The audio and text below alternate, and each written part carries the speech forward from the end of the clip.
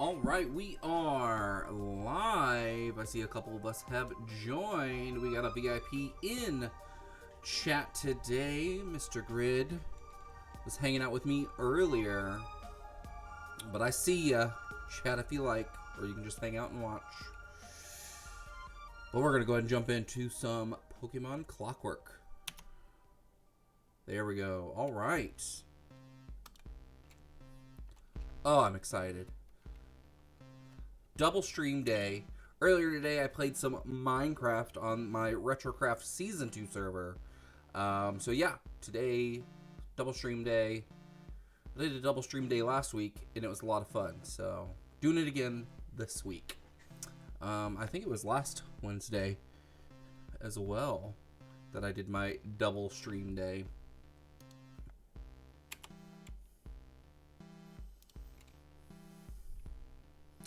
All right. We are in. We are good. We are going. Mothman is up to level 41. Man, we need to start pumping up some numbers. These are rookie numbers. All right. So let's look at our map. That's not how you find the map. Map is in the bag.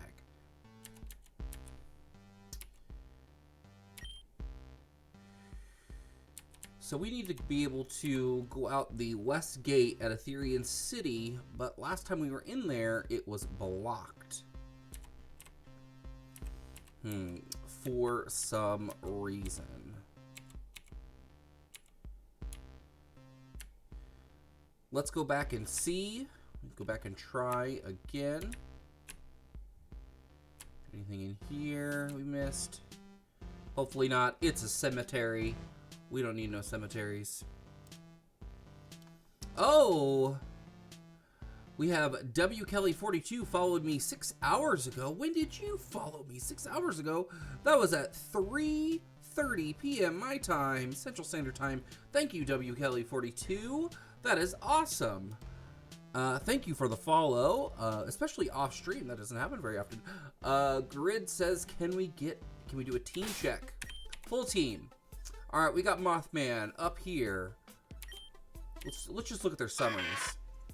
Dark Ghost, level 41. He's holding that EXP share because we're trying to bump him up. He is strong-willed with his impish nature. Decent stats. I mean, look at those attack stats. Look at that attack and defense. Ooh. Ooh. Decent speed.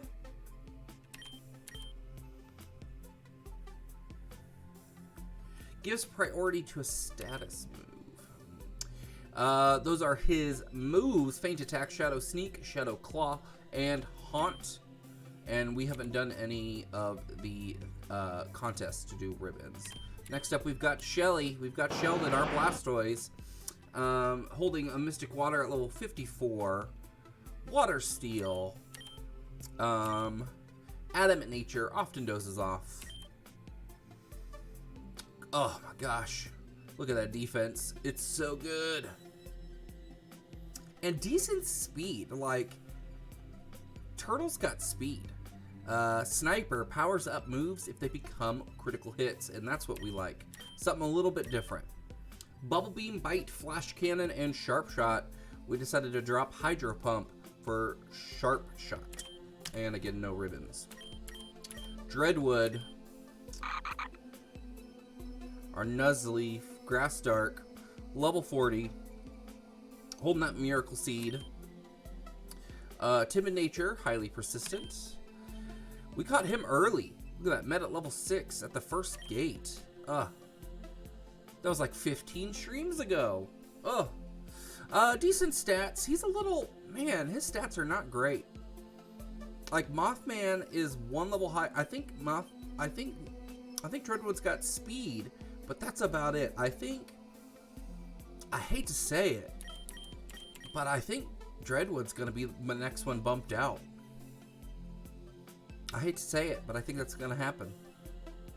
Early Bird awakens quickly from sleep, which is good.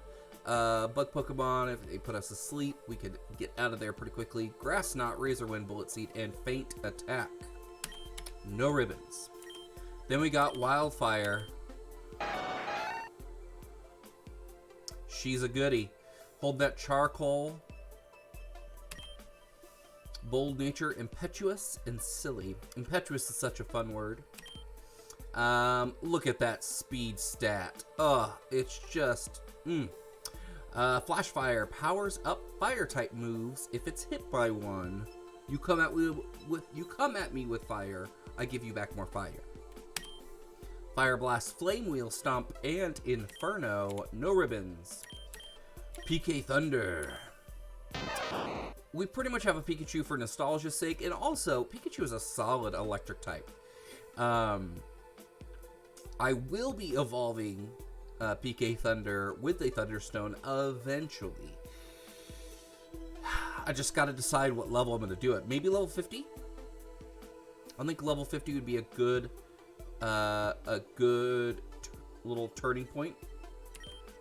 Because I believe he learns Thunder in Pikachu, like in his Pikachu form. Holding that Light Ball to boost those electric type moves. Serious nature, very finicky. Static. Contact with the Pokemon may cause paralysis. No physical attacks on us. Thundershock. Quick attack. Electro Ball and Thunderbolt. No ribbons. And last, we've got our Queen Regina. With Poison Barb held, our Nidorina is rocking it. Almost to level... Oh no, not even close to the next level. About 5,000 experience points away. Oof, that's rough. Rash Nature likes to thrash about. Intimidate lowers the foe's attack stat. Not my favorite ability for Regina. Not my favorite.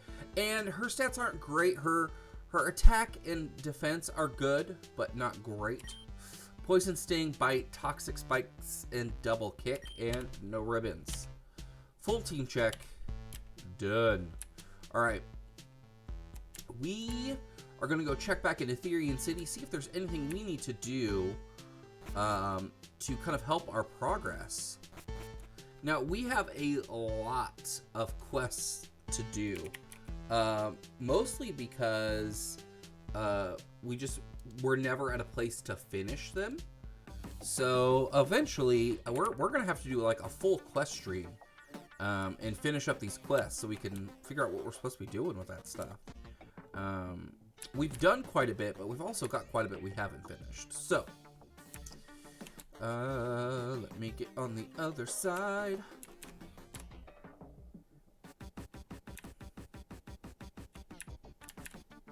You are in my way.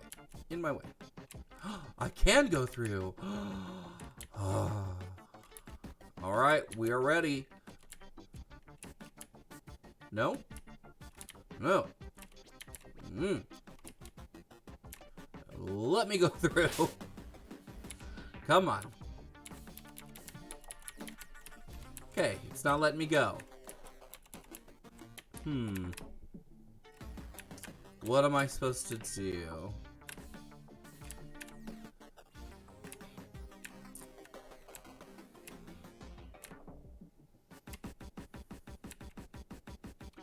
Should we go to the school? Or did we do this last time? I feel like we went into the school and even jumped to the past. Let's go to the Celebi statue. Let's jump to the past. See if there's anything there for us. This is the classroom that we were in. No teacher present. And it won't let us talk to anybody. Well, not in the classroom anyway. Because we can talk to these people out here.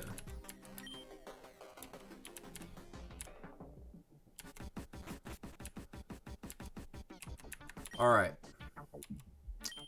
The statue is to honor our guardian. Alright, and we can't run while we're in the past. We'll be too fast.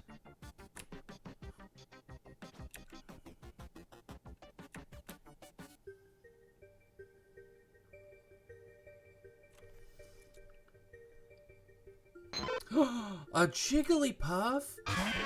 I won't use it, but I need it. I need it. Shadow Sneak goes first.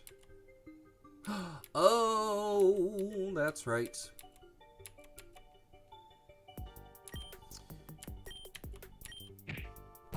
Forgot Jigglypuff has that normal typing. Alright. I believe you are ready to catch.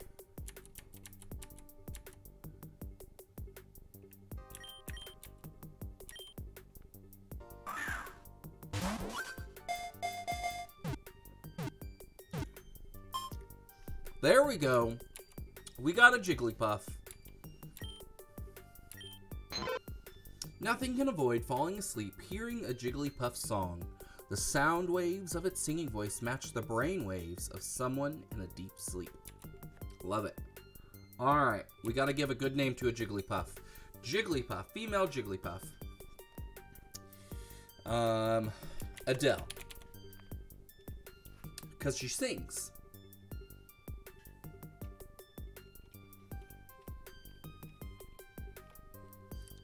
Grid, do you have a better name suggestion? Better name suggestion for our Jigglypuff. Adele, I like it. I think Adele's good.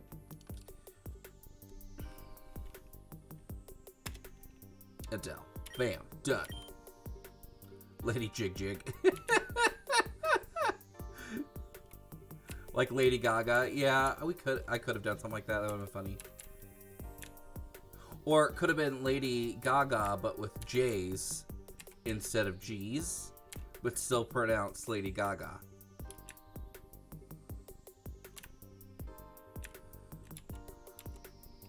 Can I fish? Let's fish. Alright, we are going to swap out our Pokemon so we can have secure leveling for our Mothman. You know, I think going to the past is not going to be a successful venture. Like, I don't think we're going to get anything out of this.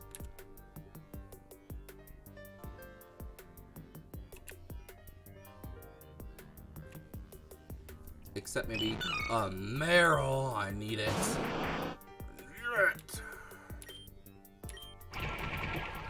Hopefully water. Oh. Well, you know. You know, it's gonna happen. It's bound to happen. Alright, let's hop back to the present. Alright, nothing. I don't remember if there was an indicator that told us what to do afterwards, but we did beat the gym leader.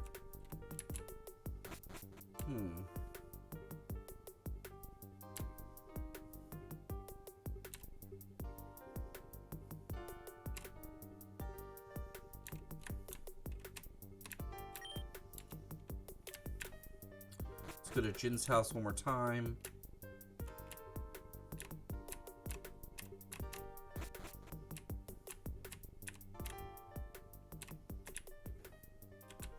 Can we use the washroom?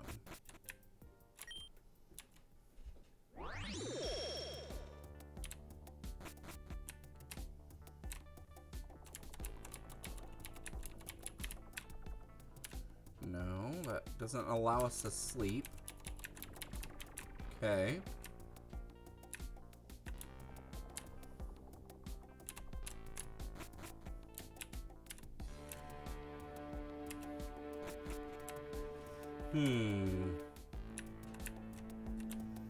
What do we do after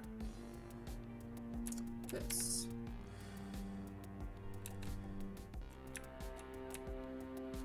Poor Eerie. It's almost like there was something strange happening.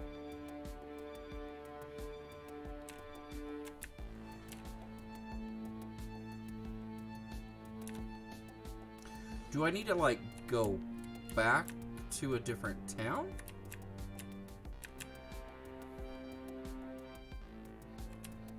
I feel like It's just one of those things where there's just not an explanation. You know? Let's go and let's just see. Let's see if there's anything over here for me to interact with. So I can go up to the door, but I can't go through it. Okay. Let me check the bag. Let me check my map.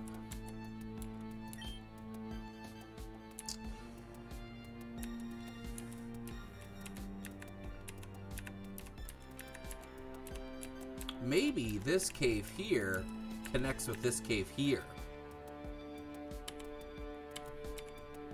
Because we never went all the way through the cave.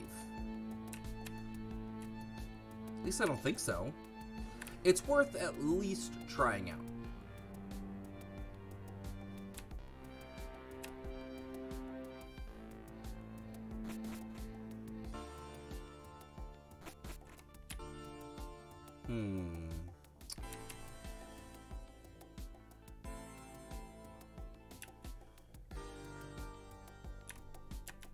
Let's heal up. We didn't really do too much, but we need to heal up, just in case.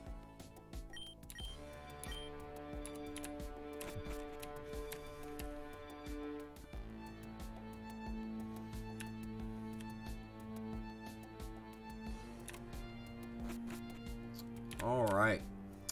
You know, I don't like how dark this cave is. It's just, I feel like it's like unnecessarily dark. Like and we don't have moves like Flash to help with that. Remember when you had to use Flash? I think only the first 2 generation of games made you use Flash. Well, made isn't necessarily the right word. Like, it made the game, it made a certain parts significantly easier if you use Flash. Like, you could totally go through, I think that first cave that pretty much prompts you to do it, you can get through it if you know the route, but you can't really see anything more than like 1 or 2 steps away from you. So kind of forces you to use it.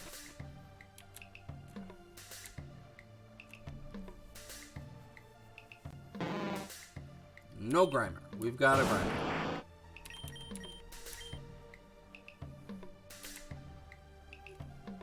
I think it's time to use repels. I know we're trying to level Pokemon, but like, this is also slowing us down quite a bit.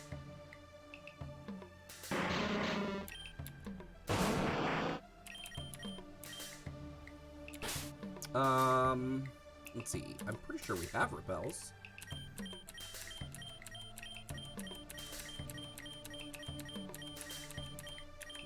Let's use a repel.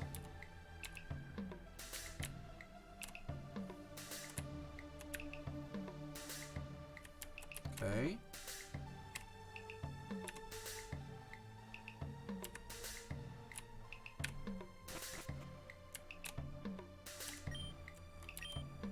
Yes.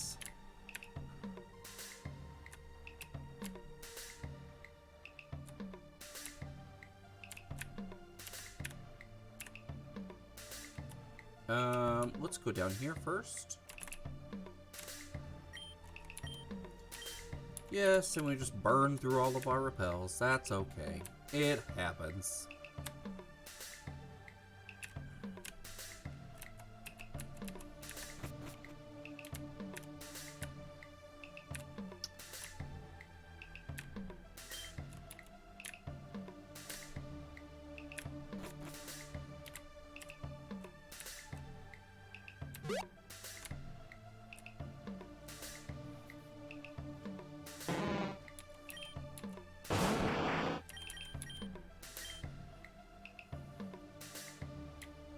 Spider-Rose make you hope you're going to run into Ariados. You know, I don't like running into Ariados though. See, I would rather have a Spinarak because then I could evolve it into Ariados. We have run into Ariados before.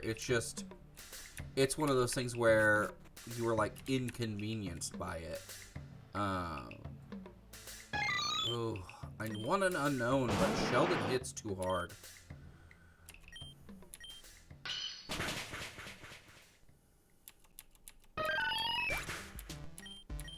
Since I keep Sheldon out front, so I can kind of love. Oh, okay, we did this.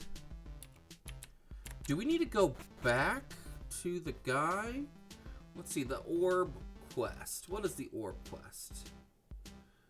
Catch on him, but not Houndor if he hurts me. That's frustrating. Yeah, that sounds very frustrating.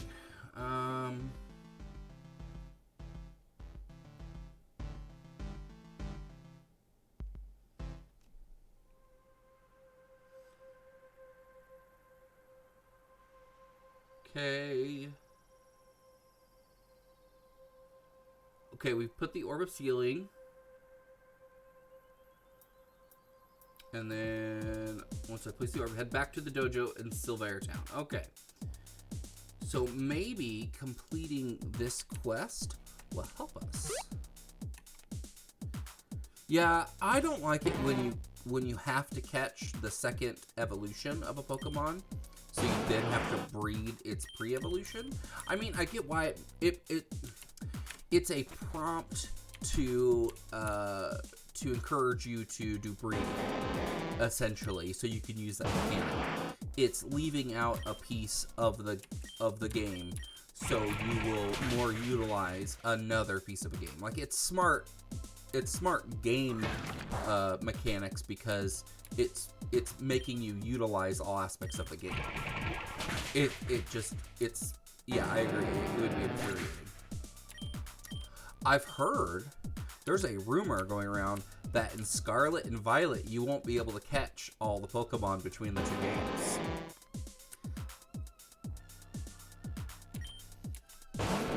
Like, it's gonna have new Pokemon and, you know, all the other generations, but between the two games, not all Pokemon are catchable, which leads me to believe they're gonna keep doing the thing of, like, DLC or like, this month claim this Pokemon, which it's just another way of prompting you to use your Switch online, which encourages you to do more online activities.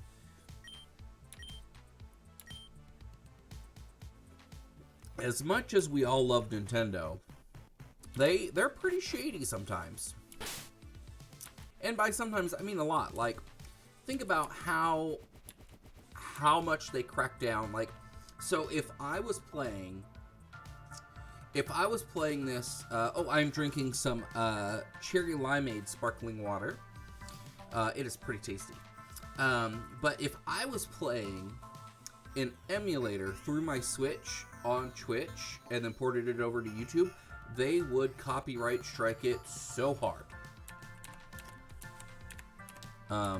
Like right now, they are very much cracking down on things that emulate Switch games. Like the Steam Deck right now can emulate games on the Switch. And it is driving Nintendo crazy. Because the Steam Deck can do things that the Switch can't. Like, you can't do some things on the Switch or on the Steam Deck with a Switch game because of the, you're not in that kind of Nintendo ecosystem and stuff. But there are ways, you know, you can legally dump the ROM from any game that you buy. That's a completely legal thing to do. But it's not legal to sell those ROMs, so like, or to like spread them, so like to share the ROMs with like other people. So like I couldn't then like copy the ROM and give it to you so you could play it on the computer through emulation. Emulation is legal. Owning and dumping ROMs is legal, but like the widespread kind of social aspect of it is not. Um, that's like the piracy part of stuff. And it's a weird conundrum because if you bought a game, like if I bought a cartridge, I own that cartridge. So anything I do with that cartridge is mine. And I can give you physically the cartridge. But I can dump the ROM, which is all the information on the cartridge. But I can't share that information on the cartridge, which is weird because I can share the cartridge.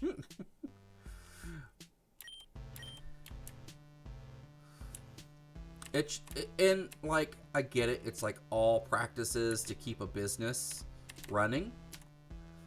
But when, like, emulation is not as big of a scene that it's going to infringe a whole lot on the market share of Nintendo.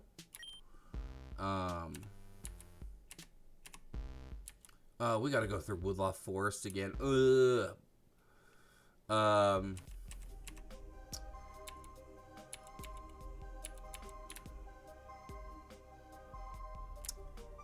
Yeah. But yeah, like I said, it's all practices to keep a business running. I get it. It's just, I guess we have to kind of expect there to be a line. Wait, am I going the right direction now? No.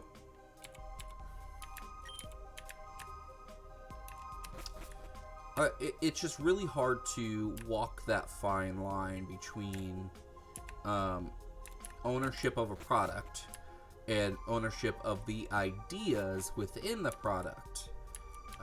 I guess would be a bigger point in that. Oh,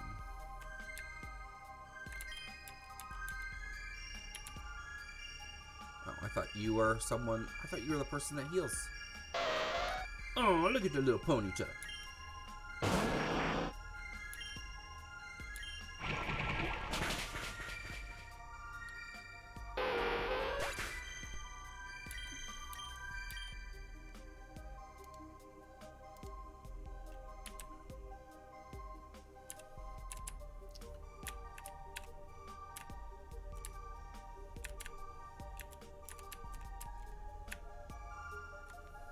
Nope.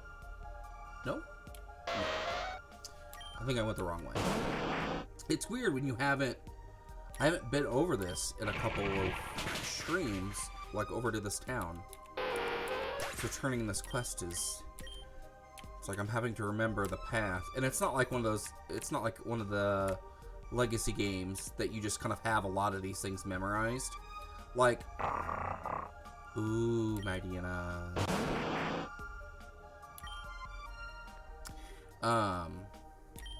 Like, I could go through and play red, blue, and yellow almost with my eyes closed. I love those games so much. First gen always has, like, a soft spot. I always have a soft spot for.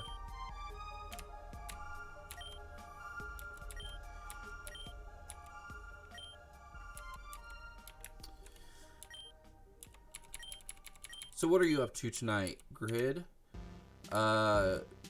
You mentioned earlier that you're going to be working on Power Ranger stuff. Is that still your plan? Man. Fighting with HBO Max. Is it... Sometimes the UI on it isn't the best. Like, it's better than... Okay, it's on the computer. Okay. Yeah, HBO Max isn't the best. Now, it is nowhere near the worst, though.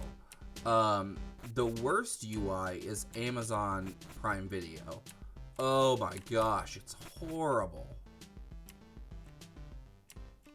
Oh, resetting the password's no fun.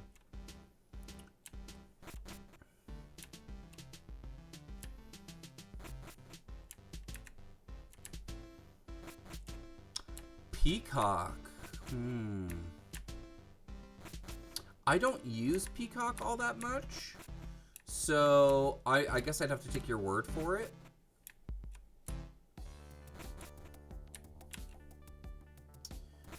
But yeah, Amazon Prime Video is just not a usable, it's not a very enjoyable experience. In terms of what are you doing, working with making accounts, she's just, oh, like the setting stuff. Yeah. That, I could see that being a big deal.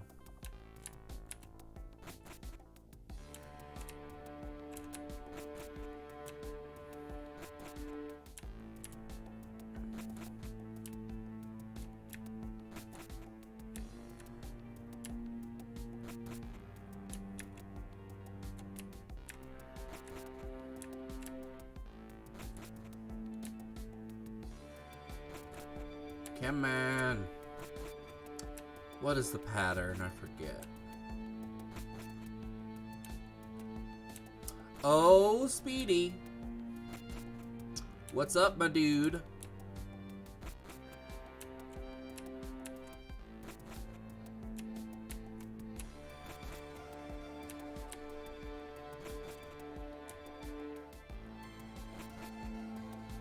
There it is. I knew I was close.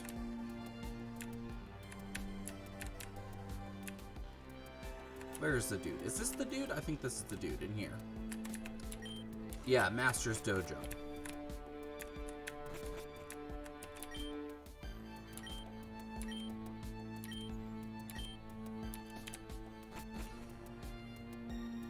How do you know I was here?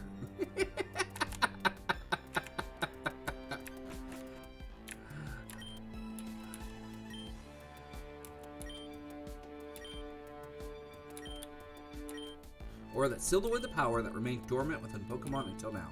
Thank you for not only getting rid of that curse, but for allowing trainers and their Pokemon to deepen their bonds once again. Please take this. A Cherish Ball. And the Mega Ring. I can do Mega Evolution now. Should still be scattered around the Sari region. Do your best to find them all. That is all I can teach for now.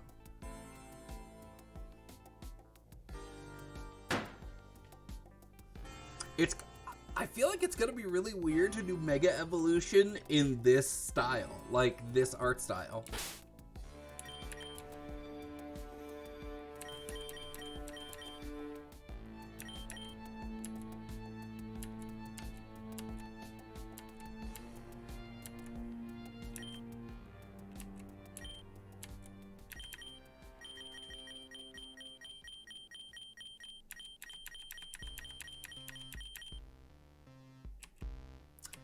Where do they place it?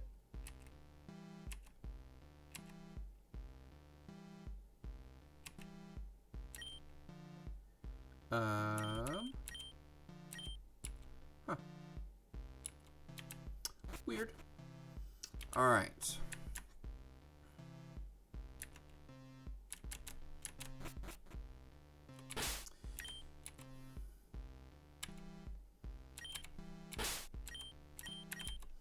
Let's look at the town map again.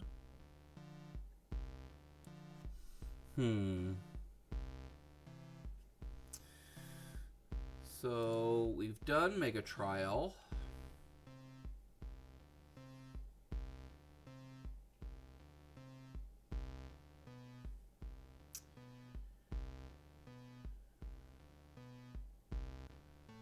Oh, we can give the little boy their leftovers.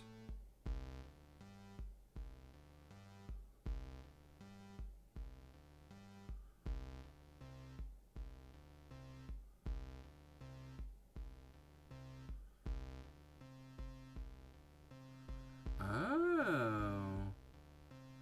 Okay.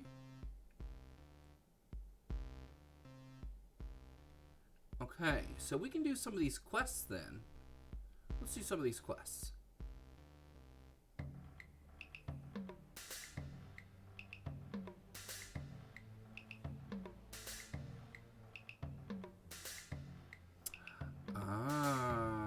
So that Egg Fanatic needs an Execute.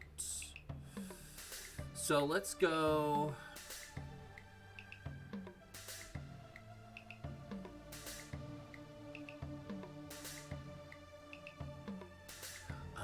need to give that girl a super potion, which I think I've done. Let's see. Do I have super potions? I believe I do. Yes. All right. Unfortunately, we have to go back through the not so fun forest.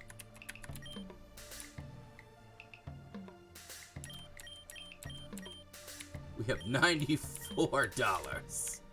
I get a big old nothing for $94.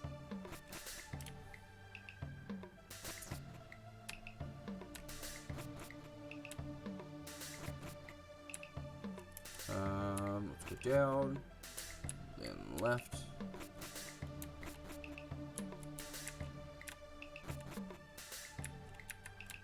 Nope. Down, down, down, left, down, left, left, down.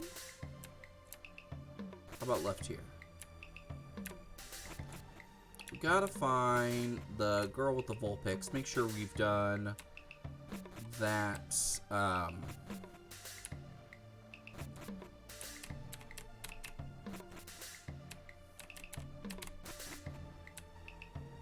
little quest.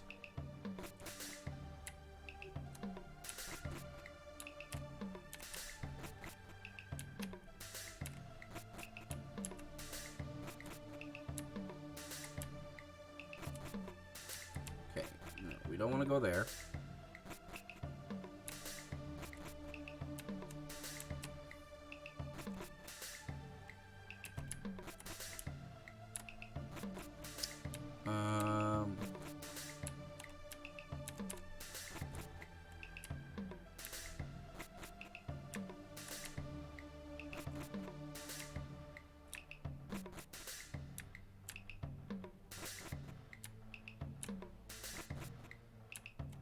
Ah, come on. Gotta find her. Gotta be around here somewhere. There she is. Okay, so we have done hers. Okay. Now we gotta do this quest. I don't wanna fight a knockdown.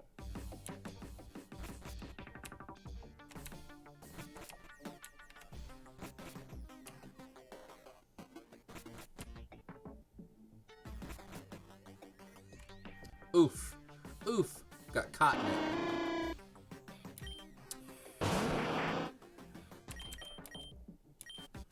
Alright, we need to go northern portion of Route 7.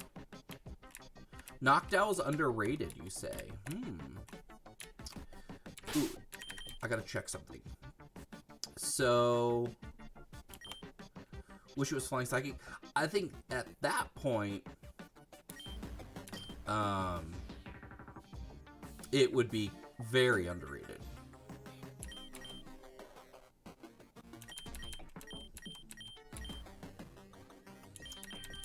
Okay, so apparently we need an execute, and they are found in this route with a very low spawn rate, and we have to give it to this lady here because she likes eggs. So if we find one and catch it, we have it in our party and show it to her, and that'll be a quest.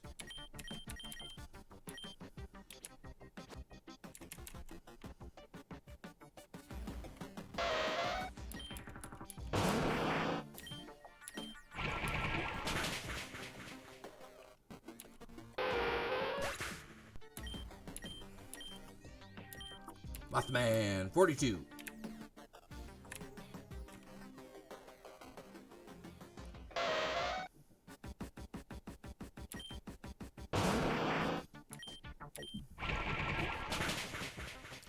Now we could probably just have Mothman out here, don't you think? Yeah, let's just go ahead and put Mothman out there.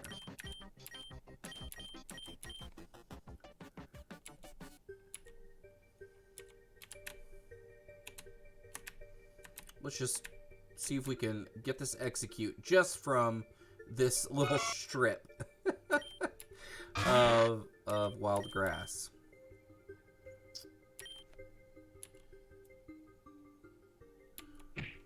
Dude. Yeah, now we have so much stuff to get. The Blastoisite. Or the Blastoisite.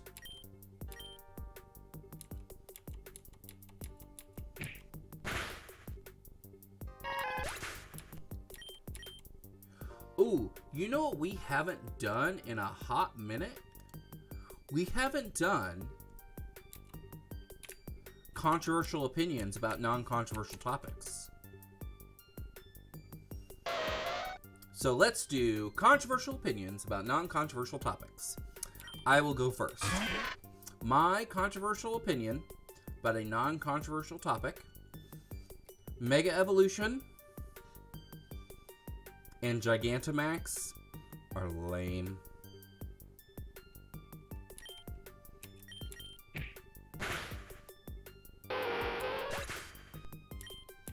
I said it.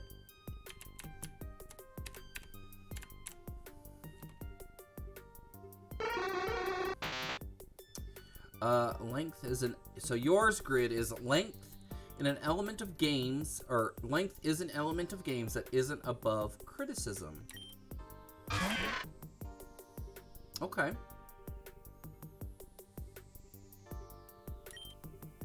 Okay. I'm chewing on that. I somewhat agree. And I agree if you use it to factor in if it's worth your buy. Like if it's worth buying. If a game is super short, but it was a lot of fun, and that justifies you buying the game, awesome.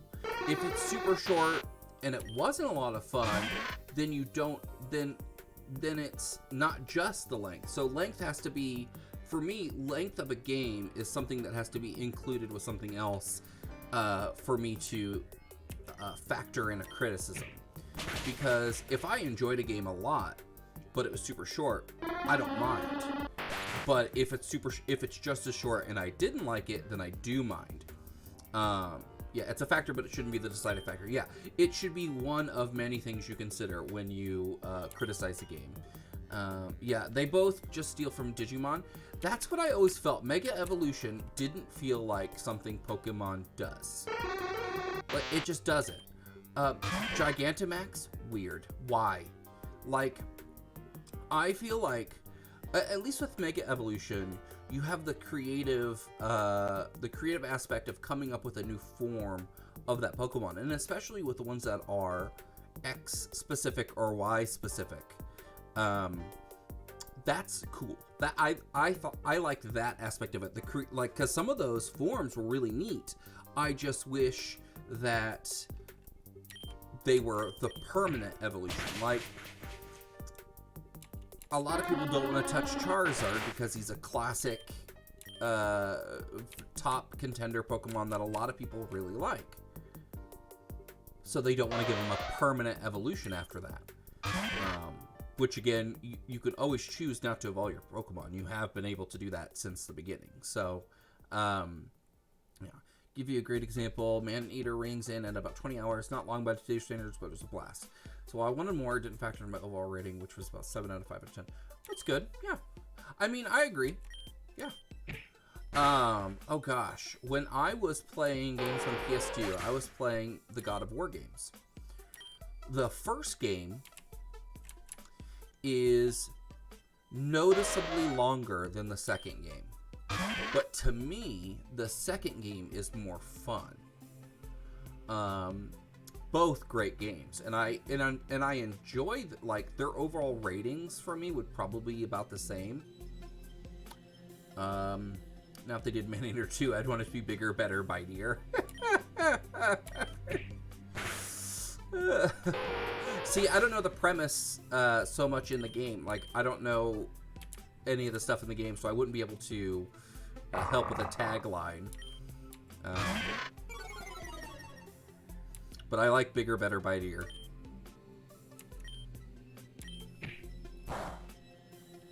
But yeah, God of War 1 was noticeably longer. I wouldn't say significant, but it was noticeable. And then the second game was shorter. I think I remember playing the first game. It took me like 12 hours to beat it. And the second game was like 7 hours. But for a single-player adventure kind of game like that, adventure action puzzle, that's fine. God of War 3, though, upped the ante with everything. Action. The puzzles weren't as hard. And they weren't as good as God of War 2's puzzles, but it was still really good. I still like God of War 2, probably. See, God of War 2 is probably, of the first 3, I like it more than 3. I like it and 1 about the same.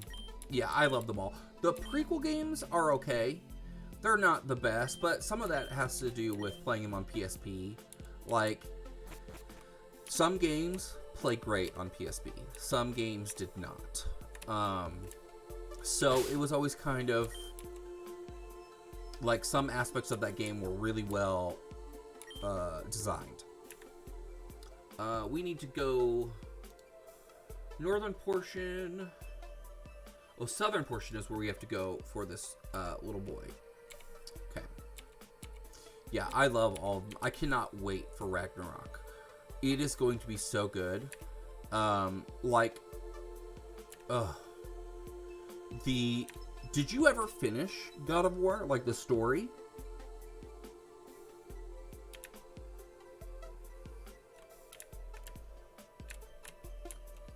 Because I don't...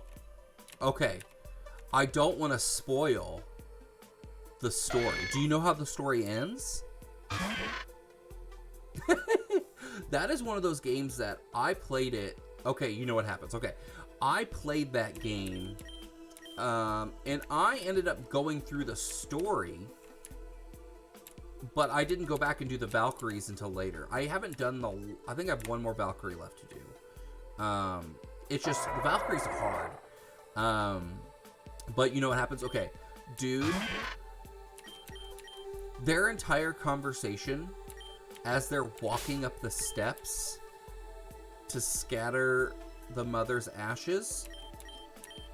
Dude. Like, I just got chills just reminding myself of it. It is top tier video game storytelling, or just storytelling. Like, no need to even separate it. Like, that game's scope is cinema quality. It was just so good.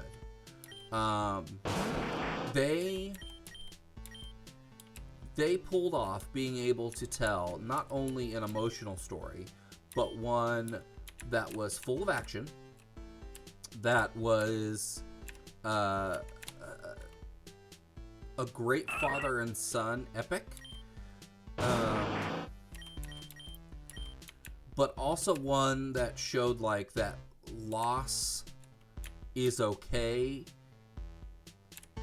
and grieving is okay. Like that you're like that, especially for young boys and young men, that grieving and expressing that kind of emotion, even with someone like your father, especially with someone like your father, is valid and manly. What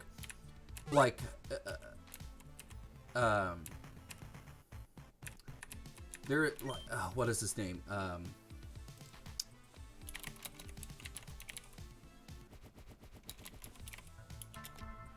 Nick Offerman. And this isn't a direct quote. Nick Offerman says something to the effect of, there is nothing manlier than shedding tears. And I honestly believe that. Oh my god, he is like... Ugh. He's like such an awesome dude. Yeah. He is a super cool dude. I love that guy. Alright, we gotta go back up to Listel Town. Masculine I spy to be where masculine is a factor.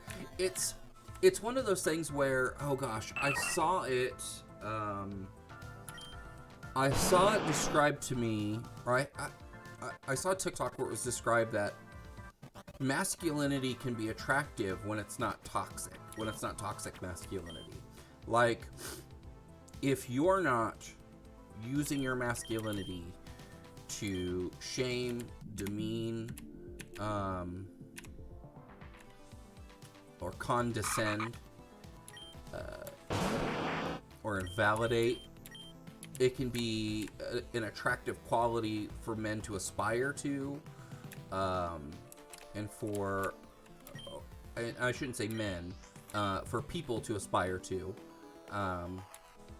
and for people to find attractive. His Hot Ones is amazing. I loved his Hot Ones. I watched this week's Your Mom's House podcast with Your Mom's House with Tom Segura and his wife. Her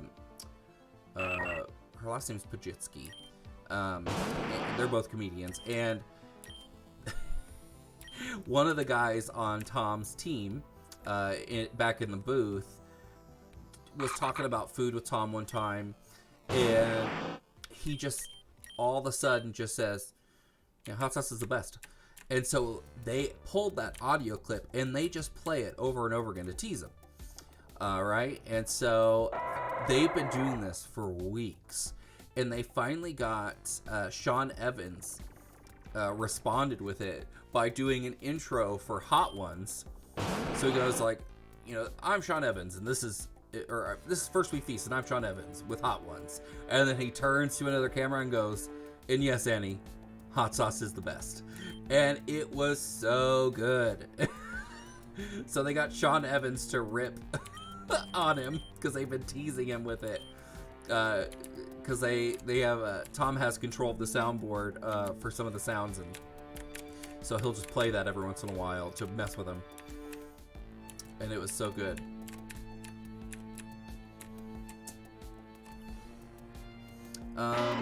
The cinema therapists use the term limiting masculinity, and I like that. See, I don't know if I like the term limit, because then we're gonna start applying that to other things.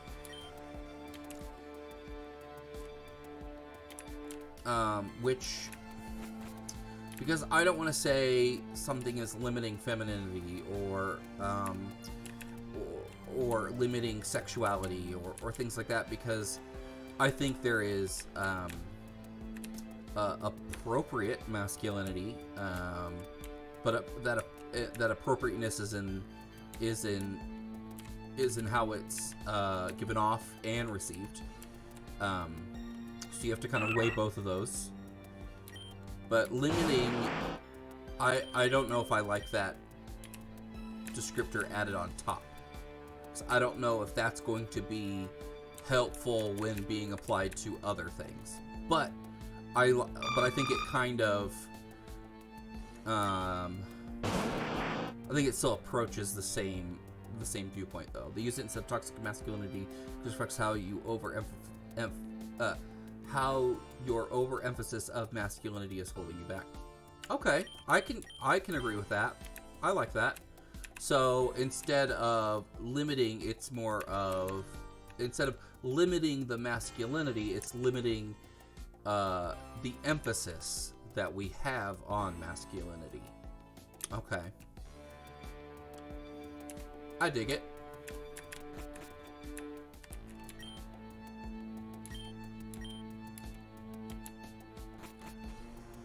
What? Where is this dude? Okay.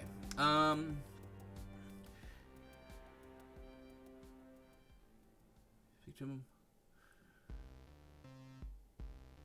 Oh, okay. We've already talked to him. And then we need to go see this dude in the northern portion of Route 6. Northern portion of Route 6. Where is Route 6?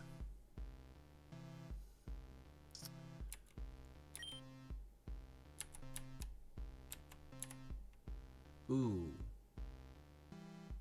Ooh. I don't want to do that again. Alright, we're not doing that. We're not doing that.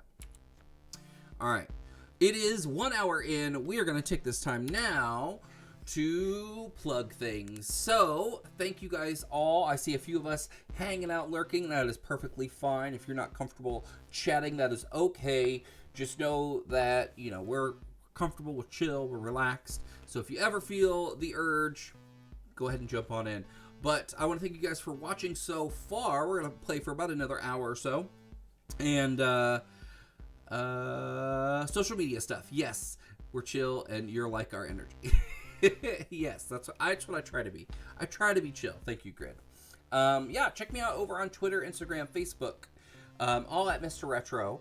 That is MMRRETRO, 2 M's, 2 R's, ETRO. Also, this is going to get pushed over to YouTube tomorrow at about 5 p.m. Central Time. My stream earlier today is going in the noon time slot, so this will go... I see it, Grid. I will. And this will go in the 5 o'clock time slot for that. Grid has so graciously and discreetly reminded me that I also like to entertain kids. Like, I kind of want to be a kids entertainer, and so I'm working right now on my first episode. You don't need to add that in a wholesome way. I'm working on my first episode. It's called the channel is called Mr. Locke's Corner. That's MR Mr. Locke's Corner. You can just search it up on the YouTubes. I have a Twitter and an Instagram and a Facebook page, all for that, and a YouTube for that, and it will be kind of just all around education. I will have kind of different kinds of no H, no E. Yes.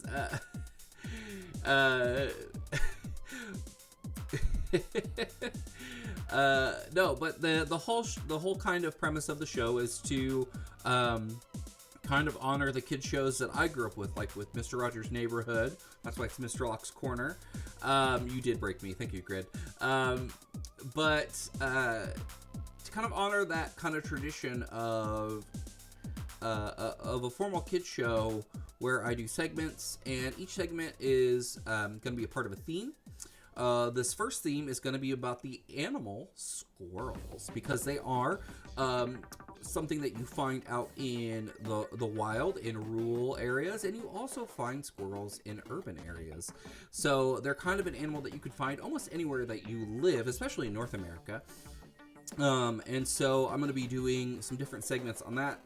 So maybe some art, maybe a fun, silly song, learn some science facts, maybe do a craft, maybe do a fun game, just lots of different things. So there'll be a couple of segments for each episode, and yeah, it'll be for younger kiddos, you know, as young as you are wanting kids to watch YouTube videos, and as old as you want them to watch kids entertainment. But it's gonna be, if you're a fan of PBS Kids kinds of content, it'll be made in that vein, in that same kind of way, where it is very appropriate for little kids and the like. So yeah, go ahead and search up Mr. Locke's Corner over on Twitter, Instagram, Facebook, YouTube. But yeah, once I get better at this whole Twitch thing, I will have auto links to everything, and pop-ups all over the screen so you can click on things. So but yeah, I'm working on my first episode right now.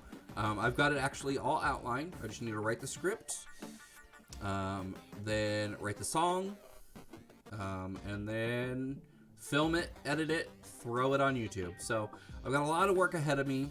But any support I get goes a long way. So thank you guys so much. We're going to continue on. I've been talking for far too long without a game in front of your faces. So here we go.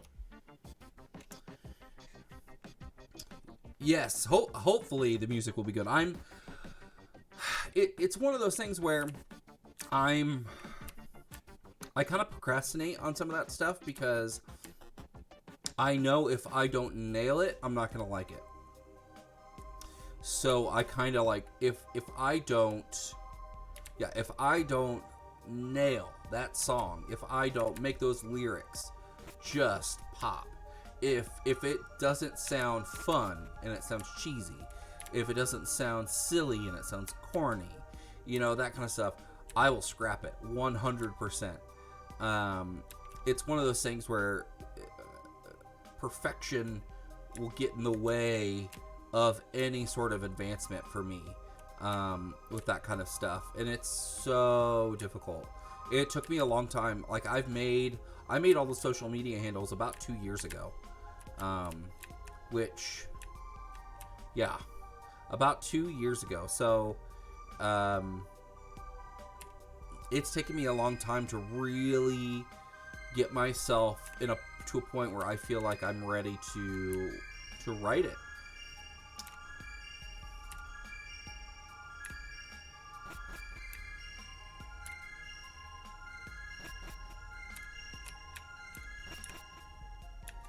We are super stuck.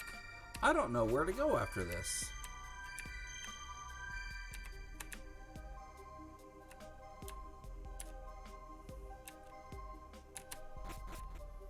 I do not want to have to look up a walkthrough, but we may just have to. Let's keep going down. Maybe we'll find something here on this port.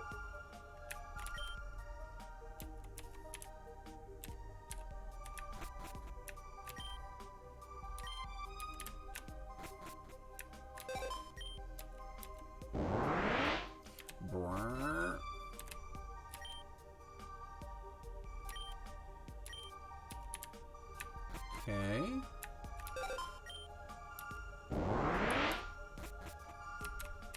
And I think this is the video game corner. And I don't really want to go in there.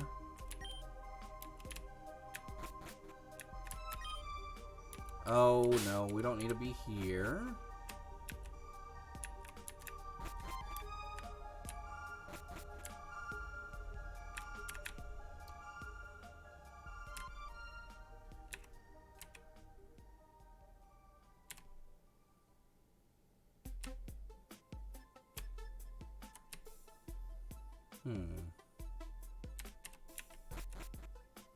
All right, we may have to walk through this thing. All right. Etherian City, Pokemon, Clockwork.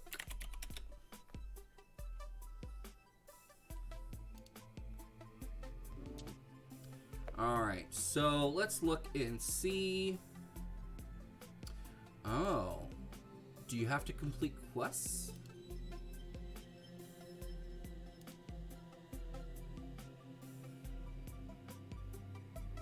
Okay.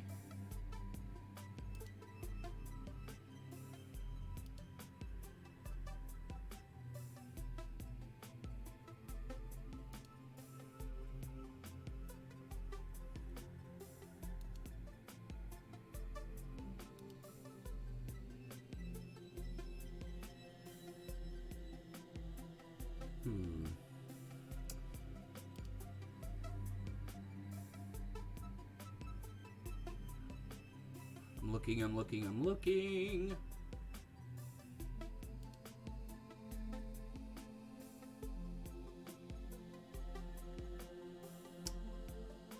Okay.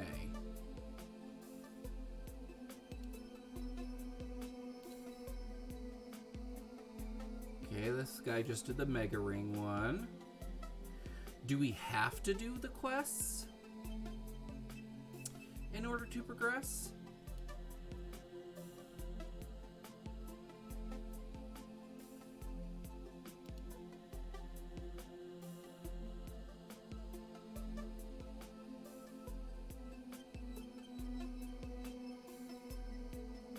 Okay.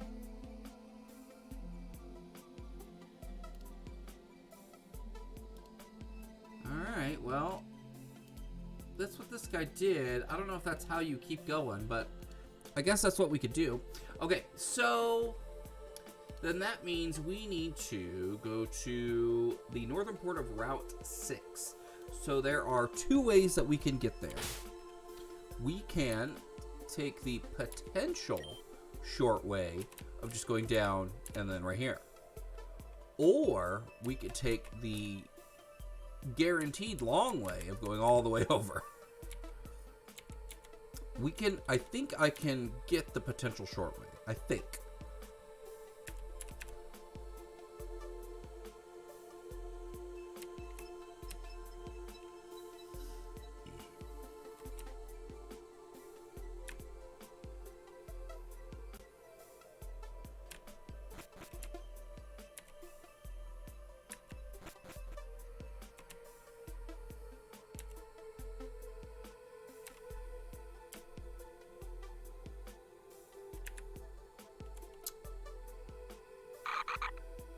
Nope.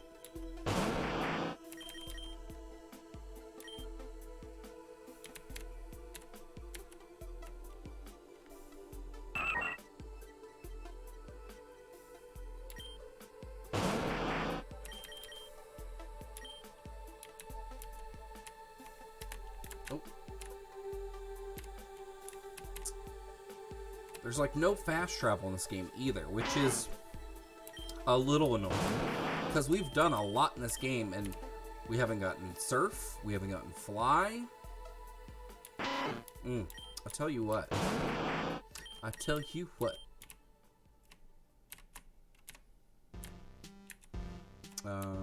This way? Yes. Let me go this way.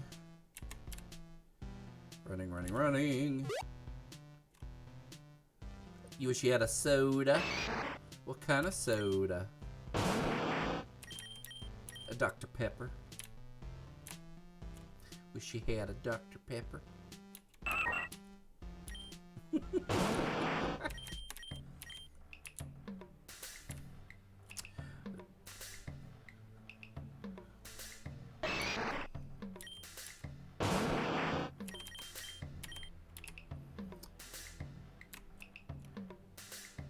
Dr. Pepper's pretty good. That's usually my soda of choice, like common soda. My favorite soda is Barg's Red Cream Soda. It's my favorite. But I try not to drink so much soda. That's why I just drink sparkling water. You know, not care for recently, but I've been watching My Name is Earl again, and his overacting is like perfect for the writing of the show. Yeah, but the thing is, he overacts in everything. Like, watch him in watch him in Dogma. Like, I feel like he is doing like almost a Jim Carrey light kind of overacting with his head and his face. Everyone overacts in Dogma. Not Chris Rock. Chris Rock plays it pretty chill in that movie. Jay and Silent Bob, same.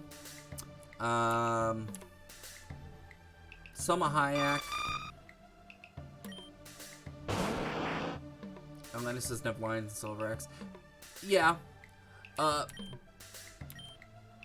Matt Damon doesn't in it, but Ben Affleck does a couple of times. Not a lot, because a lot of their... Sure, he's talking about being left out above. No, that's not overacting. That to me is... Okay. Overacting isn't just an excitement in your acting. Overacting is overselling everything that you're doing. So instead of turning your head, you turn your head. It's like, okay. So I saw a comparison once made that the way you move, um, the way you move on a stage is different. The way you move and speak and gesture on a stage in a theater would be different than how you would do it on camera. Because on a stage in a theater, you have to you have to be able to make these gestures that are seen from everybody.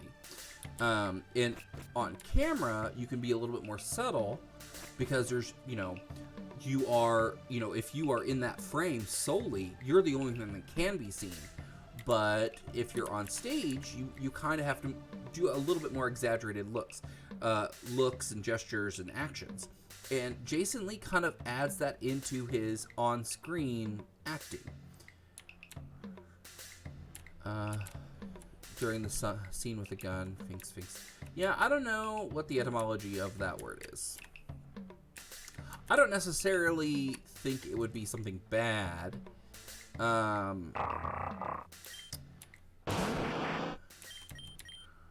But as much as I love Dogma, I love a lot of the Kevin Smith movies. As much as I love Dogma, Red State is up there in probably my favorite of his works, just because it's a horror comedy, but the comedy is not intentional.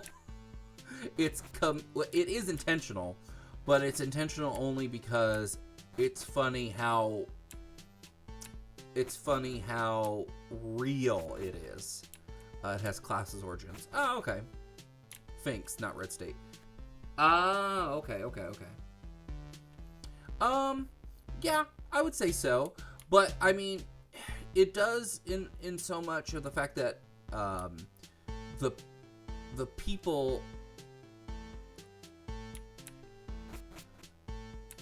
that it is fictionalizing are very real, though. Because Kevin Smith has stated, it's about what if the Westboro Baptist Church went too far. That's like that was his whole point. And subject with a headbutt. Yes. But that was kind of the premise of how he came up with the movie.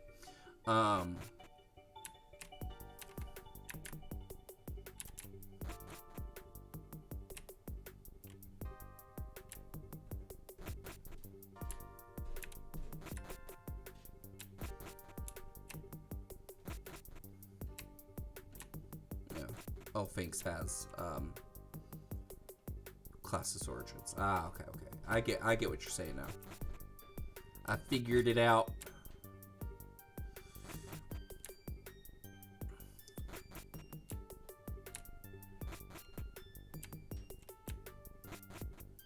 But yeah, I love Red State. It's so good. Like, it's one of those movies that had no business being as good as it was. I'm in a circle. I'm in a loop.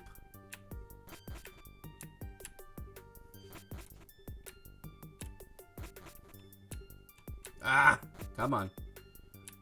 Ooh, what is your favorite Kevin Smith movie? If that is your second favorite. Inquiring minds want to know. Ooh, Chasing Amy's good. Chasing Amy, though, is a little hard to watch because it did not age well. It's based on a lot of, 90s social conventions. It's like watching some of the earlier episodes. Well, not even some. It's like watching Friends when you realize how homophobic a lot of things are and were. Especially back then, especially filmmaking. Filmmaking was very homophobic in how they wrote characters. An asterisk on that movie. Yeah. It's definitely one that you definitely have to watch. You definitely have to go in knowing this movie was made in a time where it was not like it's now not progressive. It is not a movie that would be an appropriate movie to watch now.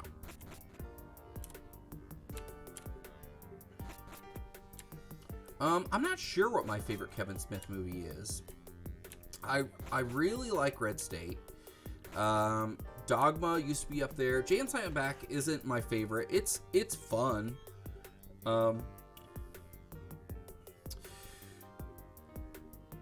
In some cases, Chasing Amy will point out that a character is being homophobic and shame or correct them, but they had to have someone say those things in order to do that. They justify using poor behaviors by making the character using them a bad person. It's not a good justification.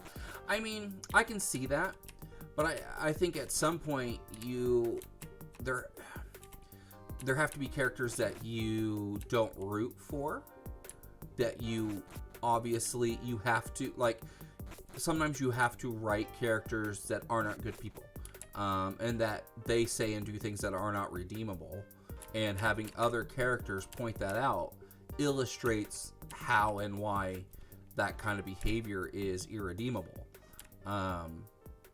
unless they put in the work and effort and intense thought it takes to correct some of that irredeemable behavior. Because how else would you illustrate that someone is doing something bad unless you literally have someone doing something bad? You would not have anyone making doing bad things. The best payoff for Chasing Amy actually takes place in Jay and Silent Back.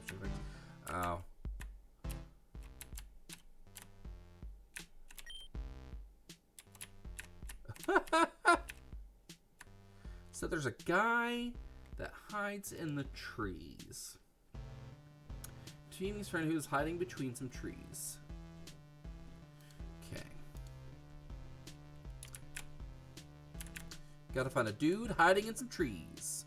A Kecleon. Well, it's like the point about White Dragon and Peacemaker. In order to have this character, they wrote this character and gave that intention and fanning. They did. But the intent. Yeah. No, I get that, but I think with White Dragon though, it's obviously illustrated in a comedic effect. That it's redeemable through humor. That stuff's okay because it's funny. Instead of making it a poignant thought of that stuff is irredeemable in any context. And it is not acceptable to view those actions in humor, and we should be condemning that by highlighting how wrong it is and not having them do things that we then find funny and entertain, like, because something funny is entertaining, and having those actions be entertaining, because the people doing those things are not doing things that we should be considering to be entertaining. I guess it all depends on the context in which it's used, on how it's used, excuse me, and also what exactly are they doing? How are they being portrayed? What role do they have within that of that content? Because like the whole time, the guys with the White Dragon's followers are like bumbling idiots saying funny things.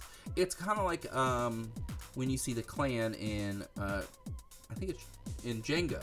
Like, there's jokes in there. The whole point is to laugh and point at them, but we're finding entertainment with those characters. So, like, to me, it's like, is Quentin Tarantino racist, or doing a racist thing, or promoting a racist thing by having them in there? No. Is he doing or promoting or encouraging racist rhetoric by making those characters comedic relief. Maybe, possibly. I also think him writing, I think a white guy writing the N-word for people to say over and over again, I think would be more racist. Which I'm glad that, White Dragon and his followers say some other things that are racially insensitive, especially to people of like Eastern Asian countries and things.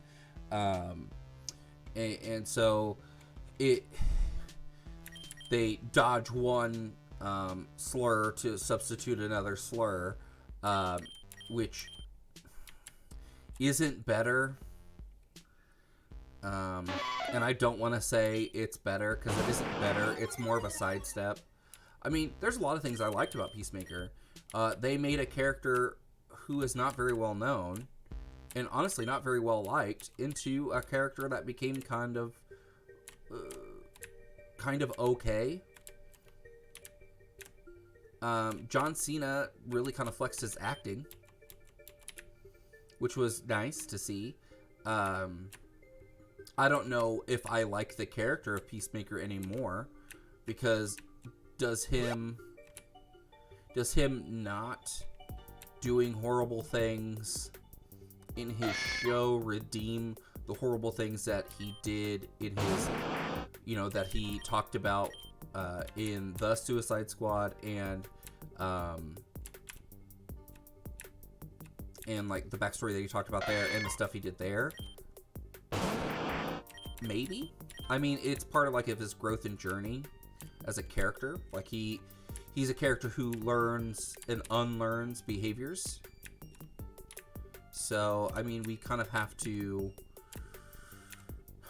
like, if we allow ourselves to learn and unlearn behaviors, and we want that journey to be seen in film, in TV, and in books, I guess we have to then entertain that idea that they also should be able to learn and then unlearn behaviors, and that they're not perfect.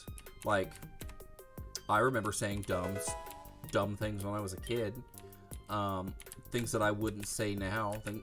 I thought things that I would never think now. And I actively try and make sure that I don't say those things or have those thoughts, and don't encourage those things. I don't know if any real redemption actually occurs during the show, or how organic the change really felt, but something harsh critical redemption arcs. Yeah, redemption is hard to illustrate because you have to it's hard because there's a point where you have to give a person that you don't like, a character you don't like, the benefit of the doubt to then make that change, and that's hard. Vulpix, we need it.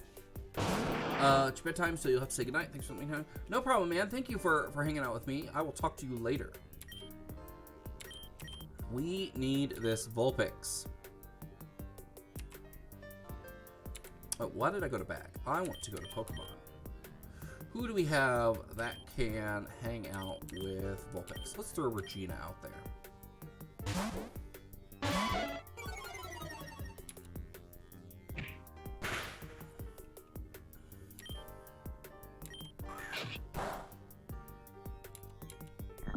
There it is.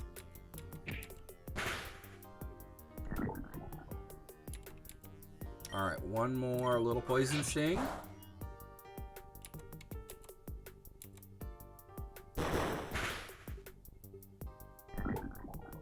Don't you do it. Okay.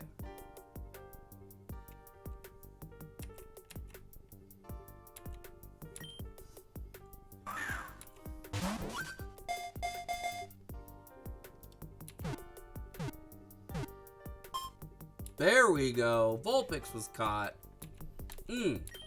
So good. It can freely control fire, making fiery orbs fly like will-o'-the-wisps. Just before evolution, its 6 tails grow hot as if on fire. Vulpix. Alright, female Vulpix. I want to avoid Vixen, things like that for a nickname.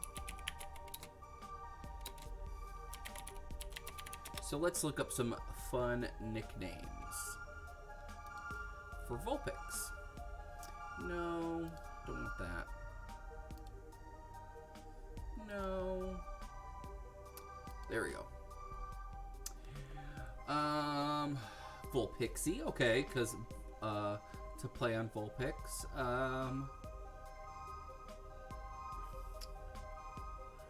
Fireheart. We have Wildfire already. Ember. Okay. Shippo. Ooh. What is Inuyasha Fire Cat?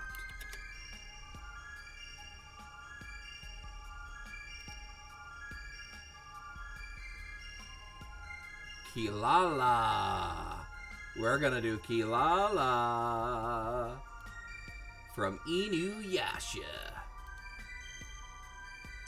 So K-I Lala.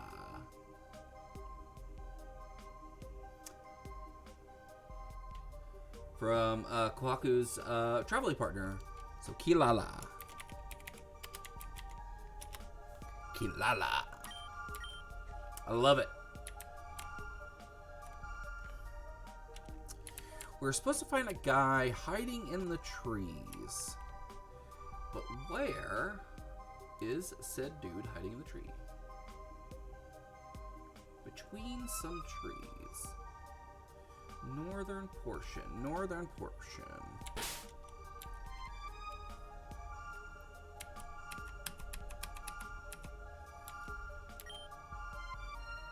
Ooh, we are now in the southern portion.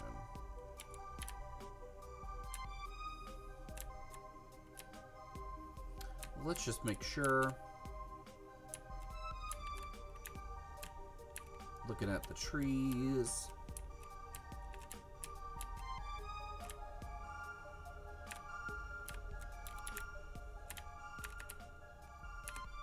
Let's go back up and see if we can find him. Ooh, a Natu. I need you. Stop going to the bag. Alright. Let's send out Dreadwood. Let's see if Dreadwood can hang Natu for a minute. So we can catch it. Ooh, Confuse Ray. I don't like it. Don't like it one bit. I don't like it. Let's do Bullet Seed. Oh, too much, too much. Just do 2. Just do 2. Whoa. That was lucky. Very lucky. All right.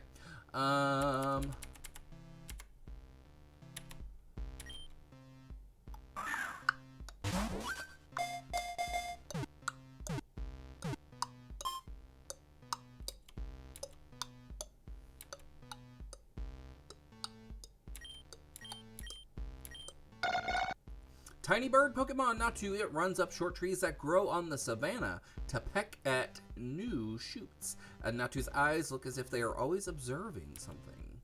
Alright, we need a good Natu.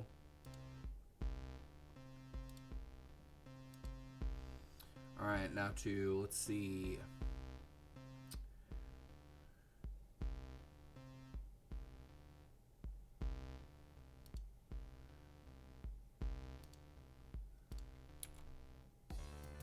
Alright, let's see. Everybody know that the bird is the word.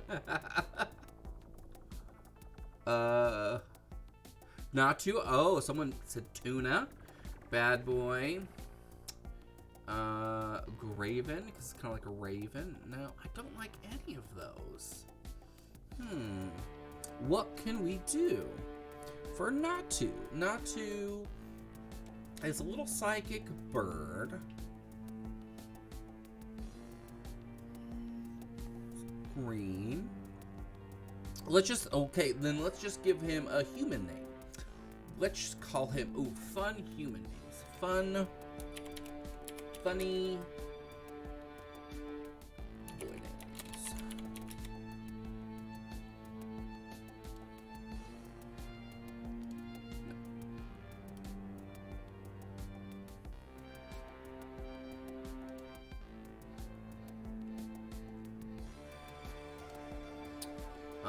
Or old-fashioned boy names.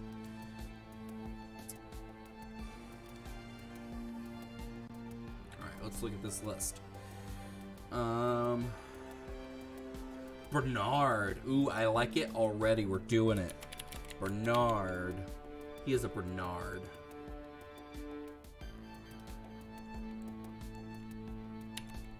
Oh, nope. Gotta hit enter. All right. So, hiding in the trees somewhere. Between trees.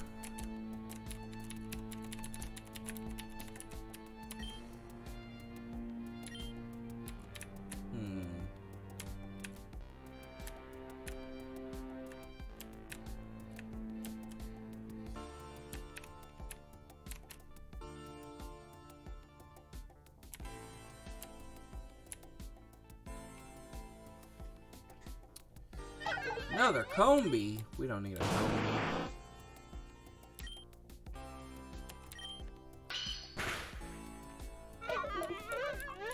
Oh, that's a horrible sound. Horrible sound. Okay, where is the dude?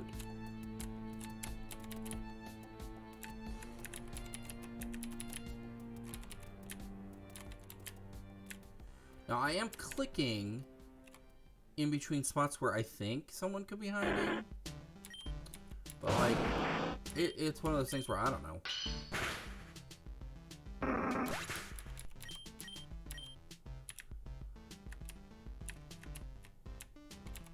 All right, let's look at the guy.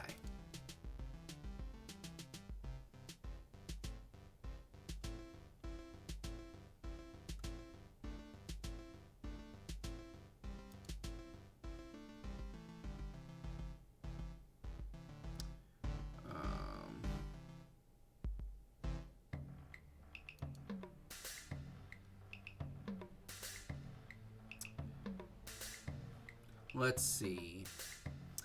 We have to find. Okay, Mochi Donut. Mochi Donut. Okay. Did we get the Mochi Donut?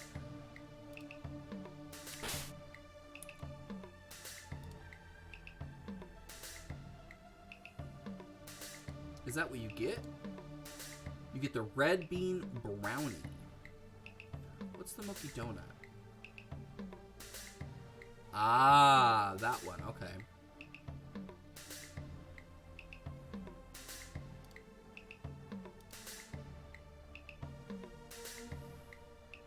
Or mochi, I guess.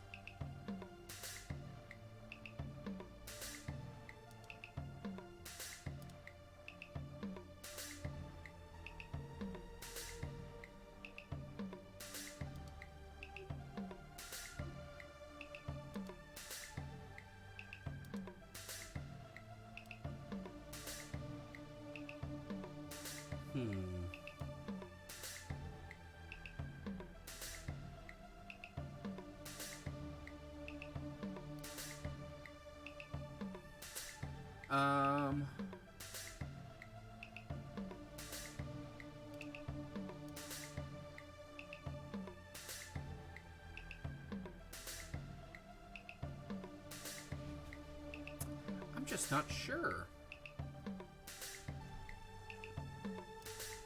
Let me...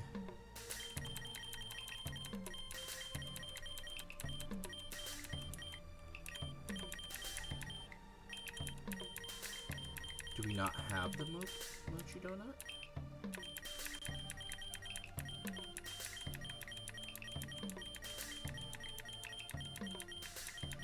maybe we don't. Did we not do the mochi donut? That could be why. Ah, okay.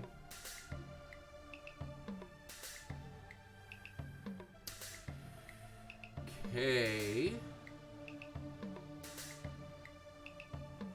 Okay, silver powder. Interacting with only silver flower within Woodloft Forest. It's a room with 5 patches of grass and a Poke crate. Okay. So we need to interact with that crate. Or the silver flower.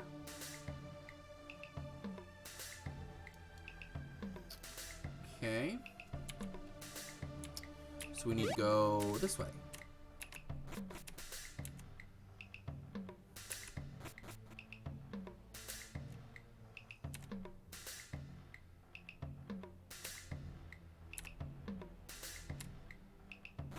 Ugh, it's not my favorite.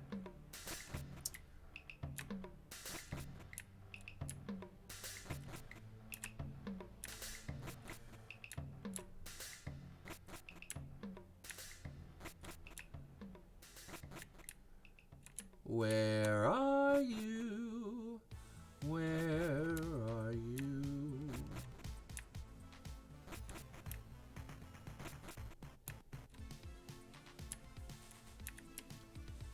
Is it this one? Silver powder, alright. And then we need to go Quantry City to return this, and Quantry City is there. Alright, so we gotta get out of here now. I think if we really just keep going this way, we'll just end up out. Yep. It's easier to get out than it is to go back through. And if we find an execute, oh my gosh. We'll be able to do this little one.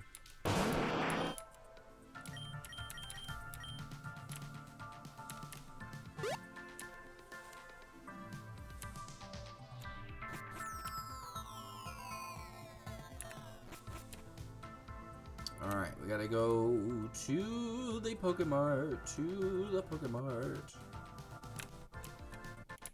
Oh, where's that? Oh, there it is. I believe. There he is. Honey. I have some. I knew I had it. Stantler milk. But no. You found in their den in Bewilder Forest. Okay. Okay. So we need to go to Bewilder Forest, which is... Is the forest right? Yes, it's the forest right south of us.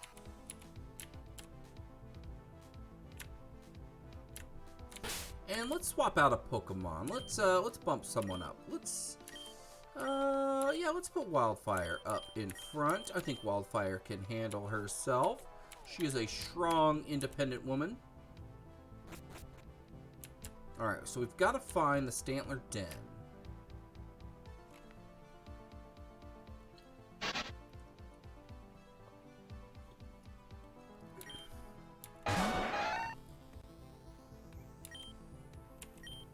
Flame Wheel.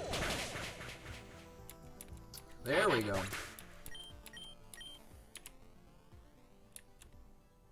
Oh, it's so much grass. Oh, I need it. It's adorable.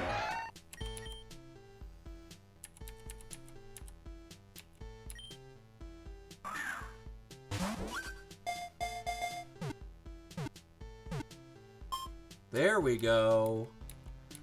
Teddy bear. Got ourselves a teddy bear. Now, we could do the easy thing and just name him Ted. It licks its palms that are sweetened by being soaked in honey. A Teddy Ursa makes its own honey by blending fruits and pollen collected by Beedrill. How interesting. But I was thinking we could call him Pooh Bear, or Pooh. Well, it is a girl, and fun fact, Winnie is Winnie the Pooh. Winnie is a Pooh Bear. Winnie is a girl. Winifred Pooh. Winnie the Pooh.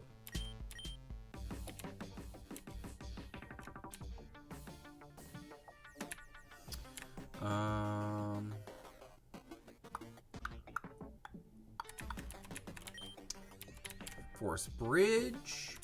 Some Stantler there. We have one of you.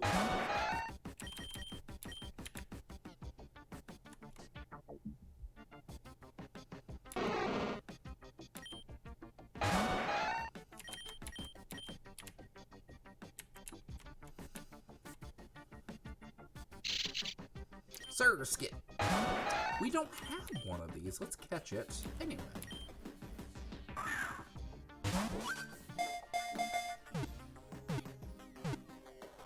There it is. Surskit.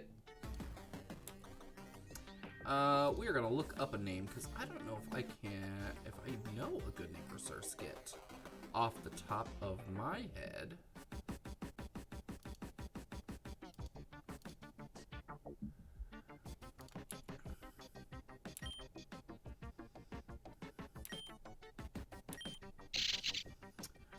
Pond Skater Pokemon.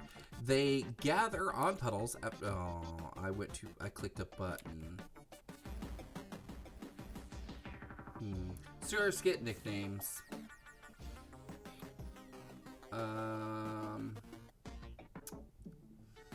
It's a water spider.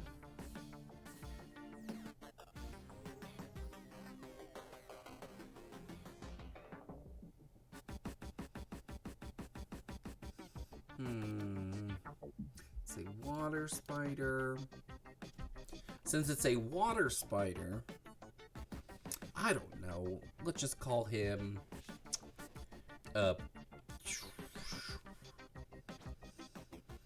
we went Bernard. Maybe we could do a Bartholomew?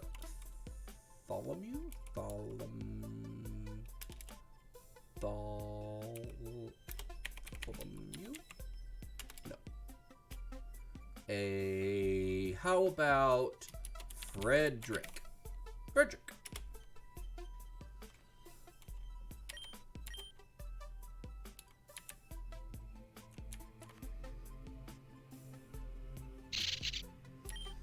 We've already got a Frederick.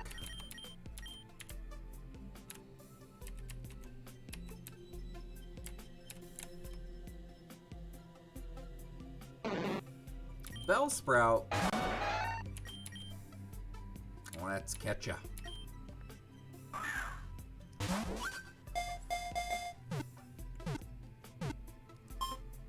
Oh, there we go.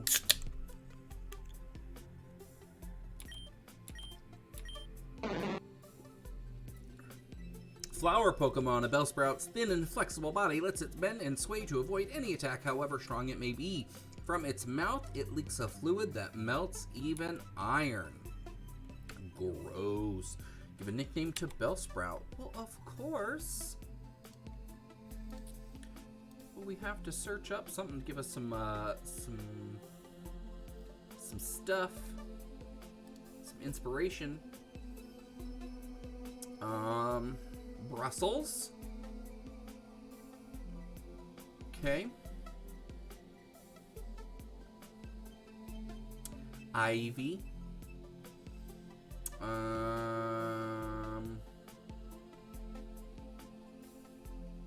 Mandrake. Ooh.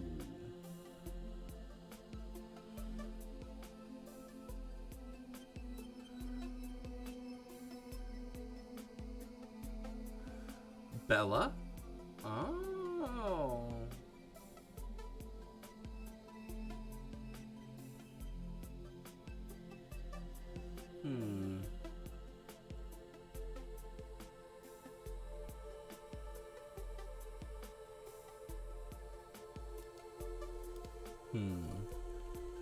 Let's go with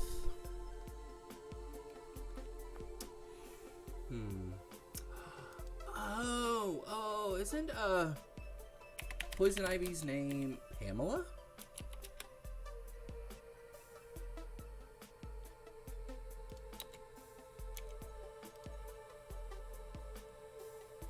Dr. Pamela Isley. Yeah, Pamela. We're gonna name Bellsprout Pamela after Poison Ivy. I like it.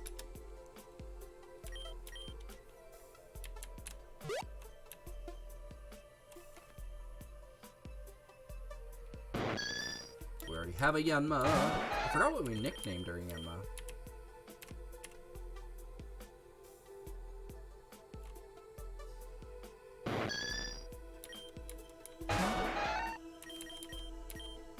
I guess I could fight them. It's not super worth it, but I guess I could.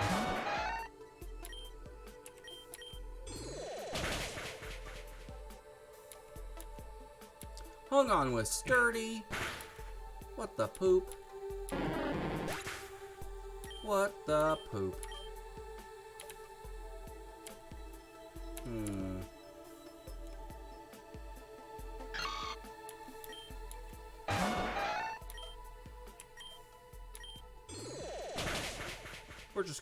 We're just gonna flame wheel everything on our way through. I feel like.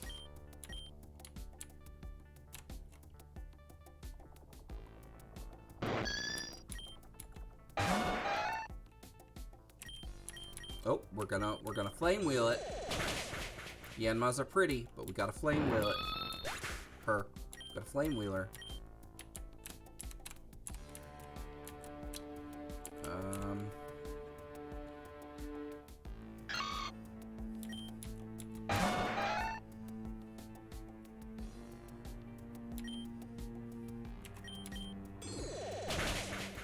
There we go. There we go.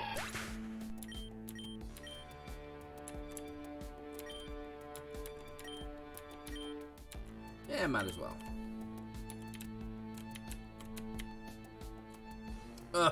I hate that when you walk like 2 steps, get caught in another Pokemon. It drives me bonkers.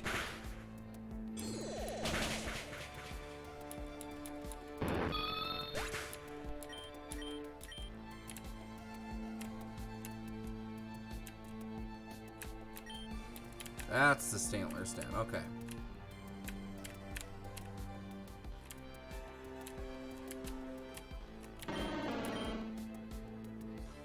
Yes. Ooh. Ooh. Let's do a stomp to assert our dominance. We're gonna catch the Stantler. We're gonna do it. Gonna do it here. Gonna get the Stantler. Come on. Oh, come on.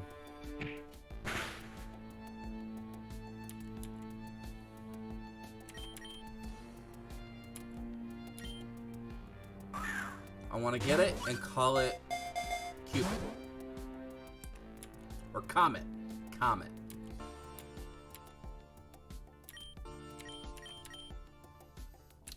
Let's use one of our 9 Ultra Balls. For real. I don't like it.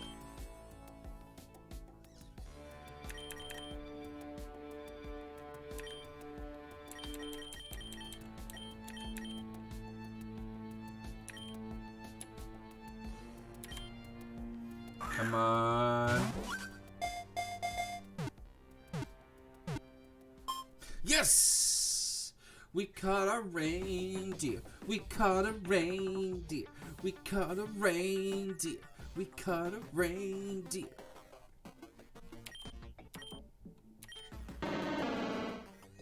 Yes, that's how I dance. Yes, we're gonna name it Comet.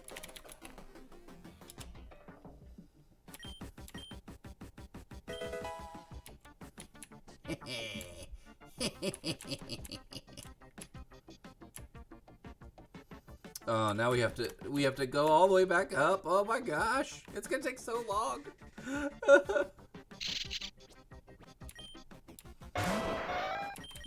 We're just gonna run. We're running from everything. Must get there.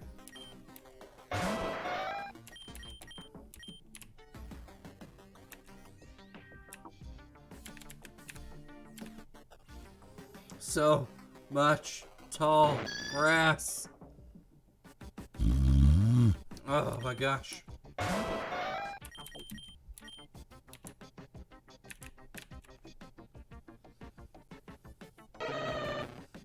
Teddy bear's so cute.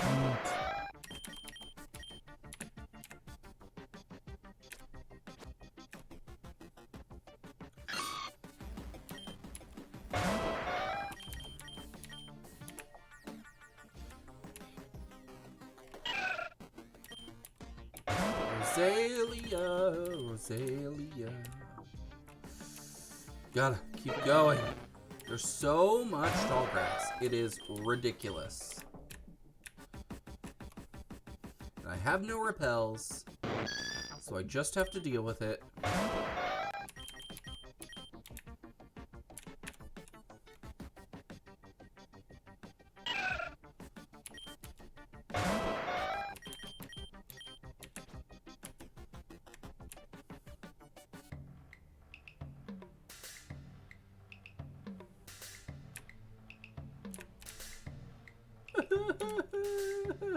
There's so much. It's so much tall grass. So much. Must get through it. Wait, it's this way. Yes. There's the exit. Getting so close. Getting so close. All right.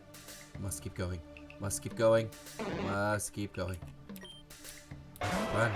Run. Run.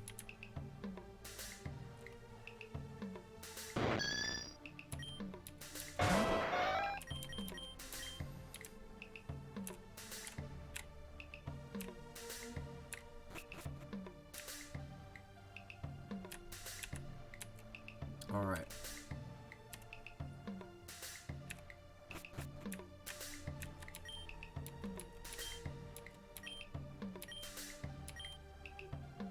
Mochi donuts. There we go. And a cherish ball. Okay.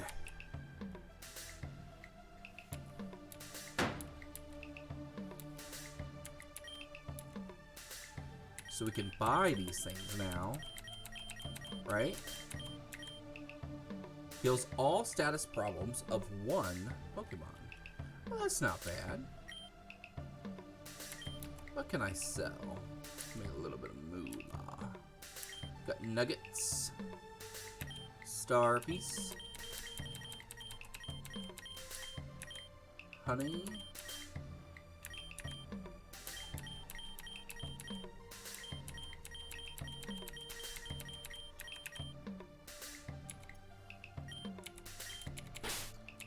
All right, let's get out of here.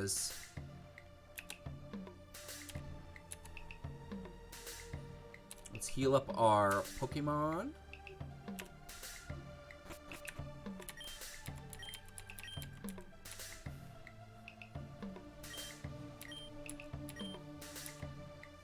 All right, and we are going to do a save. And that is where I'm going to leave you guys tonight. Thank you all who hung out and really just hung out and chatted with me this morning or earlier today and today. Thank you guys for watching. Make sure you check me out over on Twitter, Instagram, Facebook, YouTube, where this will get pushed over tomorrow at about 5, I would say. 5 p.m. I think that's what I'm gonna do. Also, it's over at Mr. Retro. That's MMRRETRO. That's 2 M's, 2 R's, ETRO. Let's find someone to raid. Let's see. It is still International Women's Month, so we are going to go raid. Women's History Month. We're gonna go raid. Let's see. Ooh, someone playing some Pokemon Legends. This is Ycat. We're gonna go raid some Ycat. Please be kind. And let's go head over there. Thank you guys again for watching. I'll see you guys later. Bye.